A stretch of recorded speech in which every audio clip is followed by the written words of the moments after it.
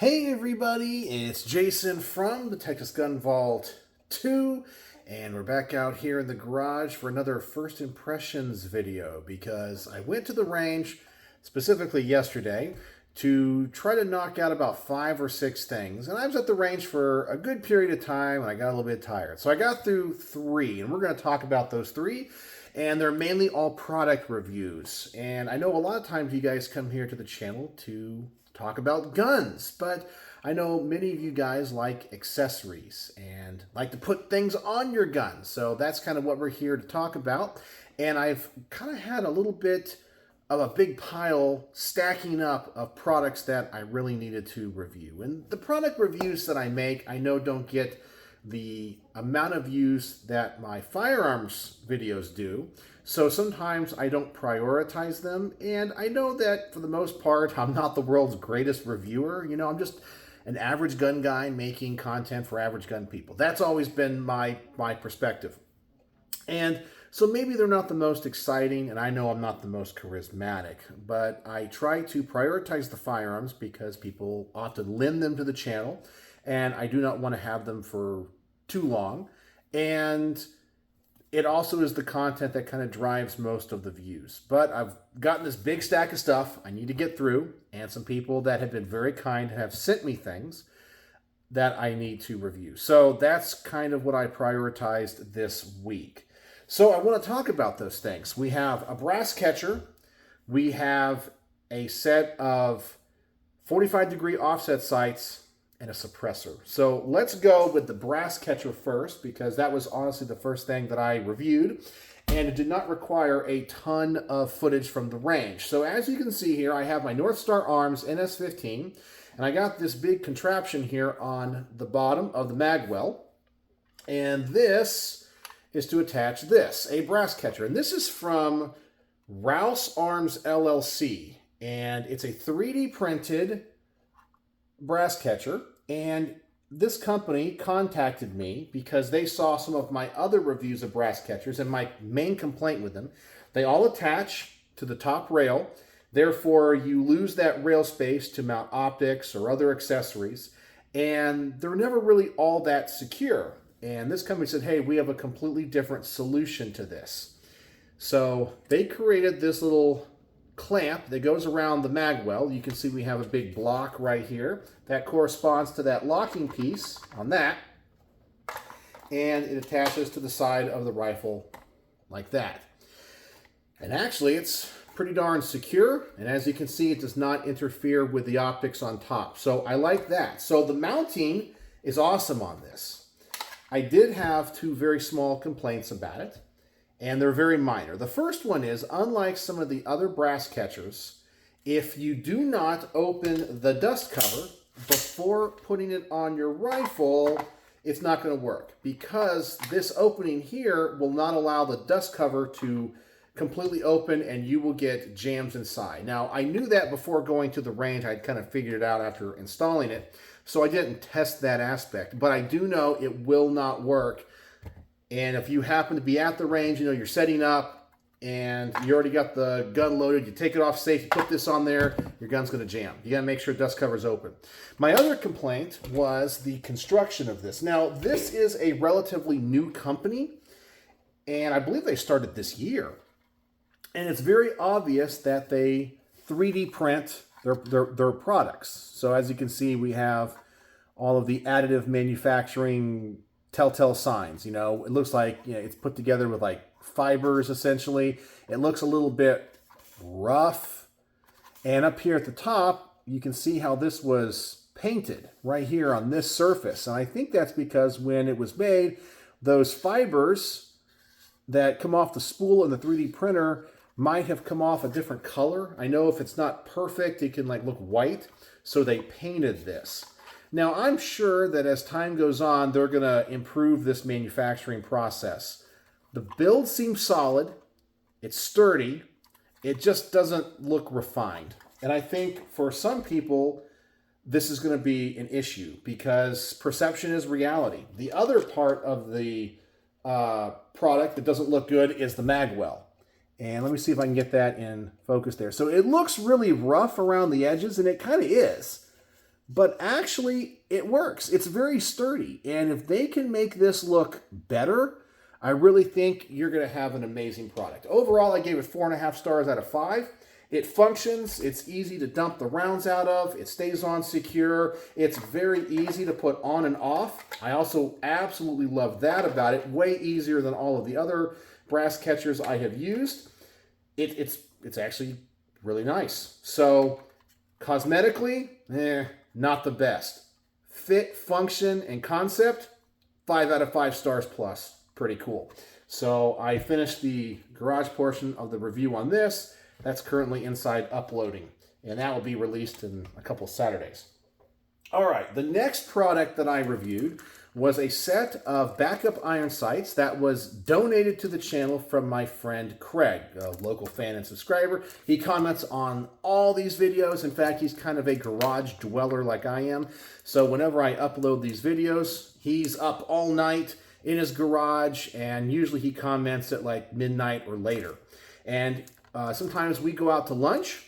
He's a cool guy, really nice, very knowledgeable, love talking to him. And he donated a set of excess 45-degree offset sights for me to review. He's like, hey, I got these for a build. I never used them. They've just been sitting around.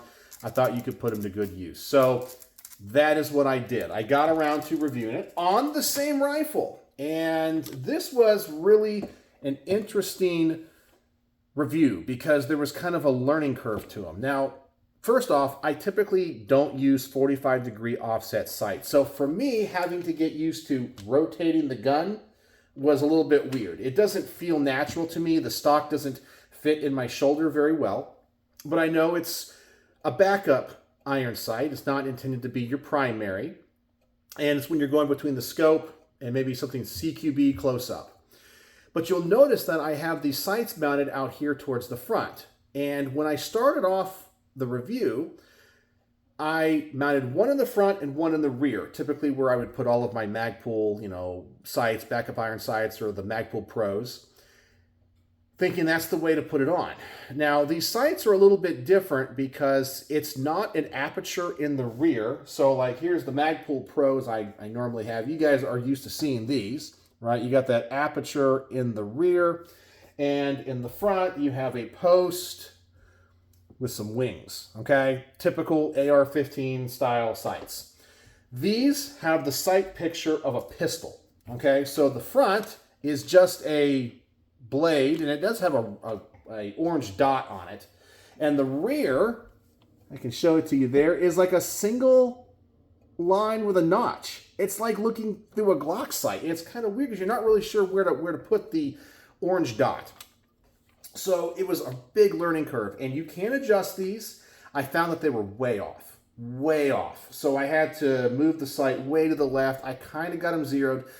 I cannot shoot these as accurate, anywhere near as accurate as I can traditional sights. So coupling, holding the gun to the side by 45 degrees, and that I don't have a rear aperture, it's not accurate. But for what I think they're intended to be, which is a quick acquisition sight, in competition and CQB, they work fine.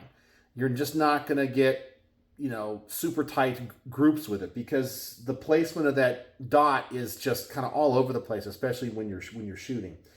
So were the rounds on target? Yeah, but I would say at 20 yards, taking my time, I'm getting a group like this, where if I'm using iron sights, it's like that. So I guess you just have to decide what the application is that you need them for and decide if they're right for you. So the two things, they're supposed to be quick acquisition, which they absolutely are. You really focus on that front sight. It works great. You really don't even notice the rear sight, which is like excess sights kind of philosophy. But also, it's 45-degree offset, and you can transition between the scope and the irons very quickly. So, yeah, it does what it's supposed to do, but for me, it might not be my cup of tea, but they work. Maybe I just need to spend a little bit more time with them. I'm not sure if I'm going to keep them on this rifle or not. I don't know. I have to kind of decide. I might go back to the Magpul Pros, but then with the scope on it, I can't use those. So maybe not. I don't know. So Overall, I gave them a 4 out of 5 stars. It's just a product that I think is very specific. It's very different than standard backup iron sights.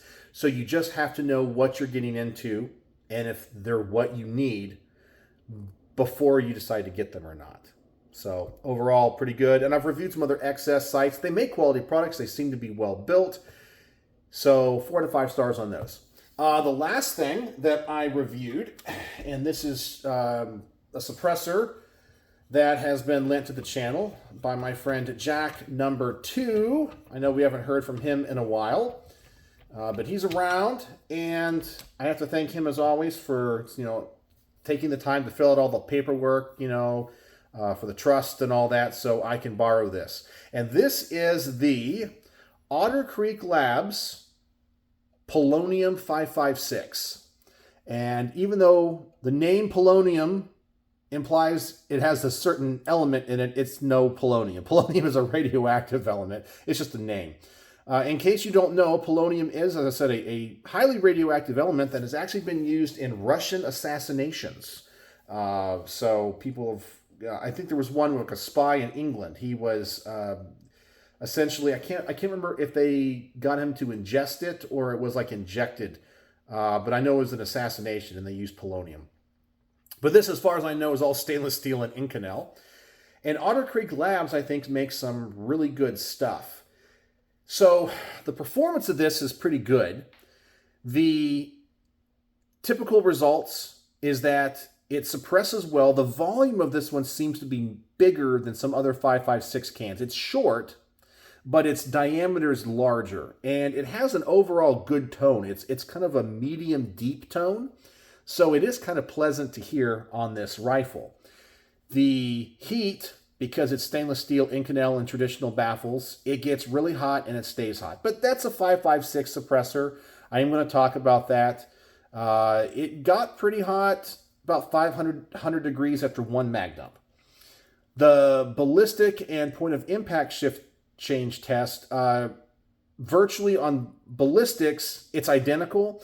But when it came to the point of impact, the suppressor made it group a little bit tighter. Where I would say at 25 yards, I had probably an inch group unsuppressed. Suppressing this, it went down to about a half an inch. It was just a much more consistent performing firearm with the suppressor, which is something typically I find.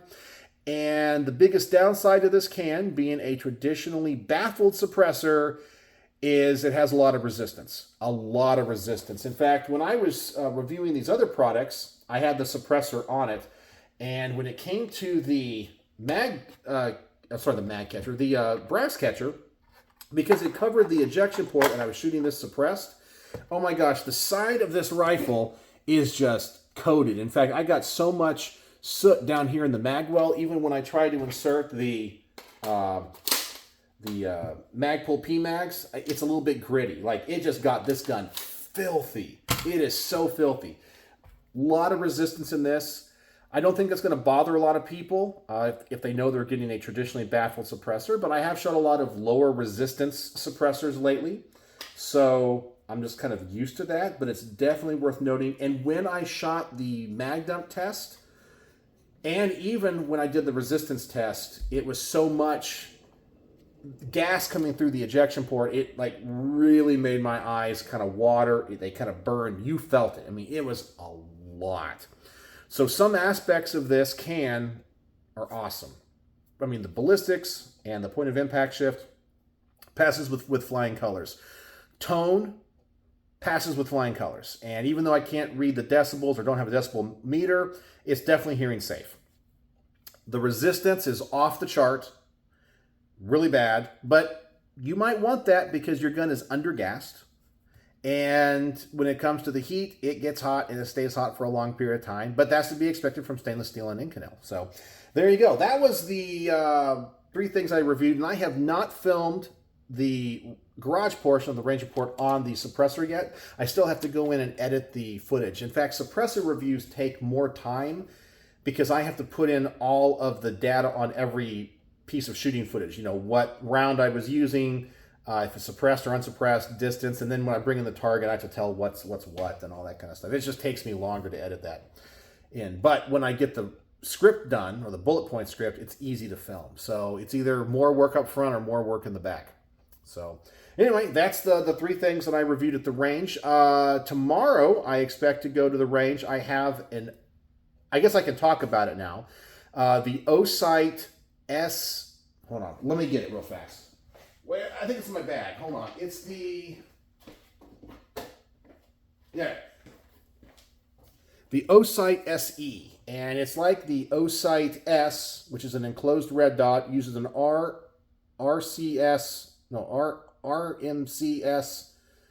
I forgot what is that stupid footprint called? Anyway, it's the real tiny one.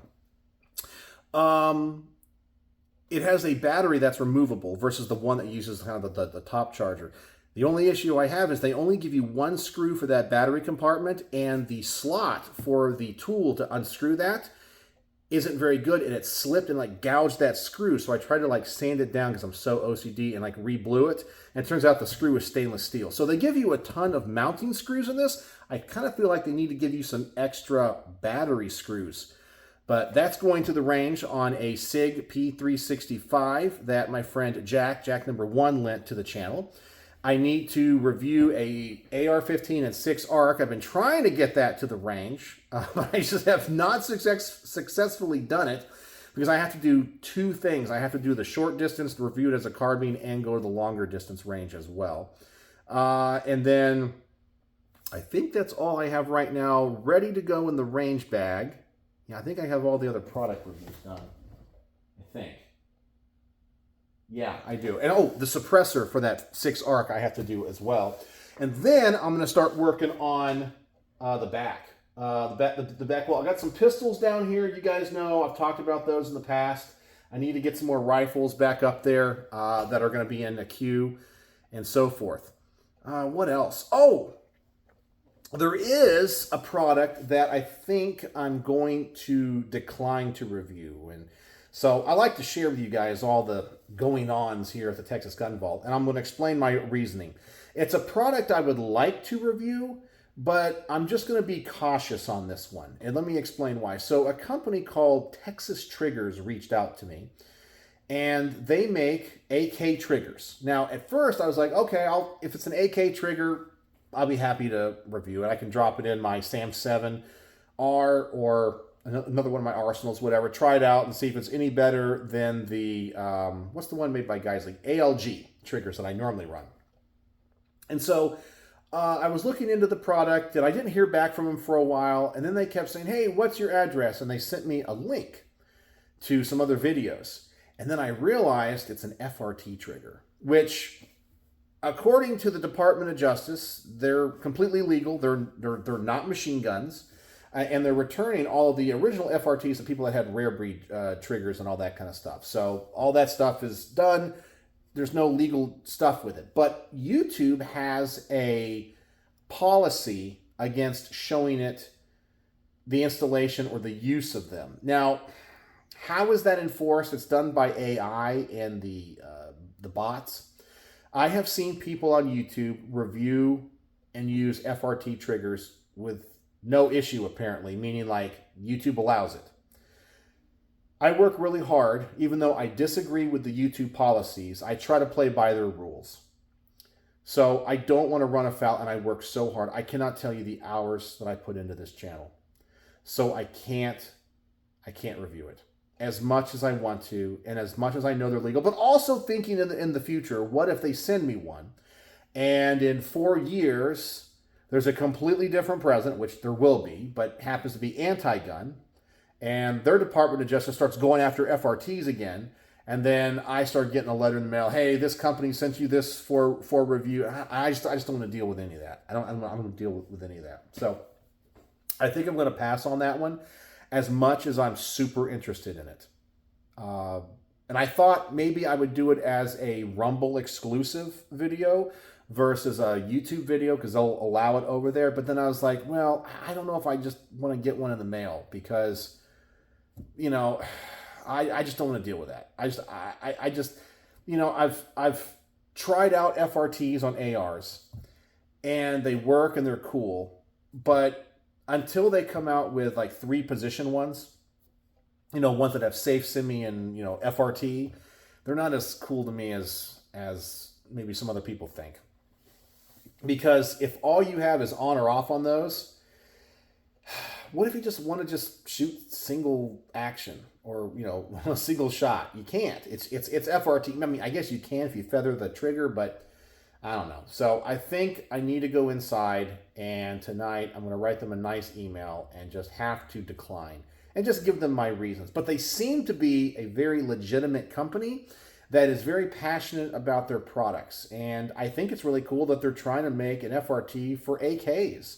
And it seems, according to their website, it fits in all these different models.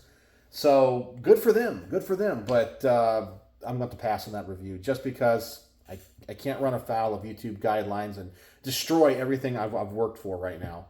And maybe they're not as cool. Maybe one day if they come out with like a 3-position one, I might do like a Rumble exclusive. But then I got to deal with, I don't know, the future politics of crap. So I don't think I want to do that either. So, well, what do you guys think? What do you guys think?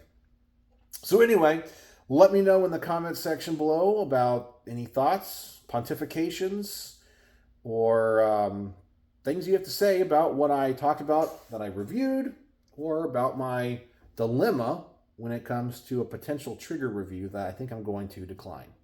So if you made it to the end of the video today, the word of the day, if you want to participate and use the word in the comment, so I know that you are a true vault dweller and can stand listening to me for 21 minutes and 40 seconds, the word of the day is dilemma. Dilemma is the word of the day. I don't think I've used that one before, because I got to figure out what to do with this trigger and what to say to the company to let them down nicely and professionally, so maybe in the future we can still cultivate a relationship. So anyway, there we go. So let me know your thoughts in the comment section below. Thanks for joining me here in the garage. And as always, thanks for watching.